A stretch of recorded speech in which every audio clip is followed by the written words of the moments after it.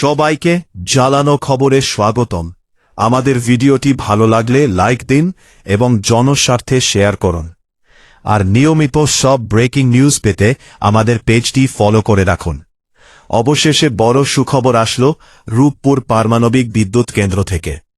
দীর্ঘ প্রতীক্ষার পর এই কেন্দ্রটি তাদের প্রথম ইউনিটে জ্বালানি বা ফুয়েল লোডিং করার আনুষ্ঠানিক লাইসেন্স লাভ করেছে। বাংলাদেশ পারমাণবিক শক্তি নিয়ন্ত্রণ কর্তৃপক্ষ বা বায়রা এই গুরুত্বপূর্ণ অনুমোদনটি প্রদান করেছে। প্রকল্প পরিচালক জানিয়েছেন, এখন থেকে পারমাণবিক চুল্লিতে ইউরেনিয়াম রড সরবরাহে আর কোনো আইনি বা কারিগরি বাধা থাকল না।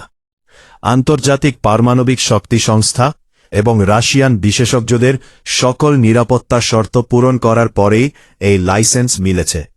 জানা গেছে, খুব শীঘ্রই বাংলাদেশ ও রাশিয়ার শীর্ষ পর্যায়ের নেতৃবৃন্দ এই ফুয়েল লোডিং কার্যক্রমের আনুষ্ঠানিক উদ্বোধন করবেন।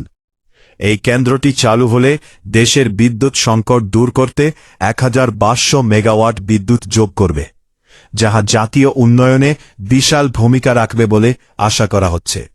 জ্বালানো খবরের সাথে থাকার জন্য ধন্যবাদ।